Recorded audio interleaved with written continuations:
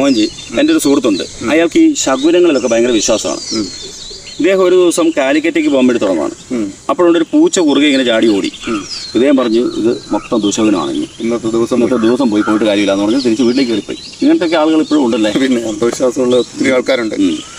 അതെ, ഒരിക്കലും ഒരു കുട്ടി, അവൻ ഗോട്ടികളിയിൽ വിദഗ്ധനാണ്, അവനെ എപ്പോഴും വിജയിക്കാം. അങ്ങനെ അവൻ എന്നും പതിവ് പോലെ ഇങ്ങനെ കളിക്കാൻ വേണ്ടി ഇതുപോലെ ഒരു ഗ്രൗണ്ടിലേക്ക് പോകാൻ വേണ്ടി ഇറങ്ങുക. നേരെ അവന്റെ അമ്മൂമ്മ ഇങ്ങനെ ശോകം അടിച്ചിരിക്കുന്നുണ്ട്. എന്ത് പറ്റി അമ്മൂമ്മയെന്ന് ചോദിച്ചപ്പോൾ അമ്മൂമ്മ പറഞ്ഞു, മോനെ ഞാനൊരു ദുസ്വപ്നം കണ്ടു, നമ്മുടെ നാട്ടിൽ എന്തോ വലിയ ആപത്ത് വരാം, കണ്ടില്ലേ മഴക്കാറൊക്കെ കൂടി നിൽക്കുന്നു. അപ്പൊ ഇത് ഇവന് ഭയങ്കരമായിട്ടൊരു നെഗറ്റീവ് അടിച്ചു. അപ്പൊ അവൻ അന്നത്തെ കളിയിൽ കോൺസെൻട്രേറ്റ് ചെയ്യാൻ പറ്റിയില്ല. അവൻ ആ കളിയിൽ തോറ്റു. അപ്പൊ അവന്റെ കൂട്ടുകാരൻ ചോദിച്ചു, എടാ നീയല്ലേ എന്നും ജയിക്കുന്നേ, എന്നിട്ട് നീ എന്താ ഇങ്ങനെ തോറ്റുപോയെ പറഞ്ഞു. ഈ അമ്മൂമ്മ ഇങ്ങനെ കാര്യം പറഞ്ഞു. അപ്പൊ ആ കൂട്ടുകാരനും ചെറുതായിട്ട് ടെൻഷനായി, കാരണം നാട്ടിലെന്തോ വലിയ ആപത്ത് വരാം. അപ്പൊ അവൻ വീട്ടിൽ പോയിട്ട് അവന്റെ അമ്മേനോട് പറഞ്ഞു, അമ്മയെ നമ്മുടെ നാടിനെന്തോ ഒരു ദുരന്തം വരാനിരിക്കുന്നു. ഇത് കേട്ട അമ്മ എന്ത് ചെയ്യുന്ന വെച്ച് കഴിഞ്ഞാൽ, ഏതായാലും ദുരന്തം വരാൻ പോകണല്ലോ, അപ്പൊ കുറച്ച് സാധനങ്ങളൊക്കെ സ്റ്റോക്ക് ചെയ്യണല്ലോ എന്ന് പറഞ്ഞ് കടയിൽ പോയിട്ട് സാധനങ്ങൾ മേടിച്ചു. അപ്പൊ പതിവിൽ കൂടുതൽ സാധനം മേടിക്കുന്ന കണ്ടിട്ട് കടക്കാരൻ ചോദിച്ചു, അല്ല ഞാനും എടുത്ത് ഇതെന്താ നിങ്ങൾ കൂടുതൽ സാധനം മേടിക്കുന്നതെന്ന് ചോദിച്ചാൽ പറഞ്ഞു, നമ്മുടെ നാട്ടിലെന്തോ വലിയ ആപത്ത് വരാനിരിക്കുന്നു. അങ്ങനെയാണെങ്കിൽ ആ കടക്കാരൻ വിചാരിച്ചു ഇപ്പോൾ എല്ലാവരും കൂടി ഇങ്ങോട്ടേക്ക് എത്തും, അതിനു മുമ്പ് കുറച്ചധികം സാധനങ്ങൾ സ്റ്റോക്ക് ചെയ്യാമെന്ന് വിചാരിച്ചു ഇയാൾ പട്ടണത്തിൽ പോയിട്ട് കുറച്ചധികം സാധനങ്ങൾ തന്നെ വലിയ വണ്ടിയൊക്കെ വിളിച്ച് സാധനങ്ങൾ സ്റ്റോക്ക് ചെയ്തു.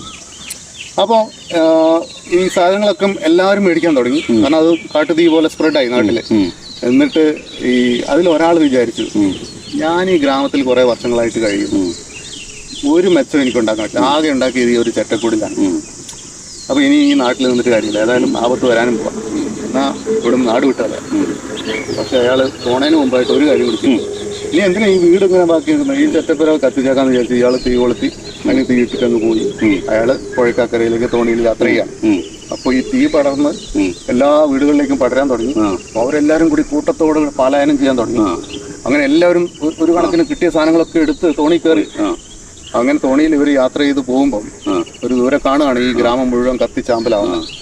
അപ്പൊ ഈ അമ്മൂമ്മയുണ്ട് കൂടെ.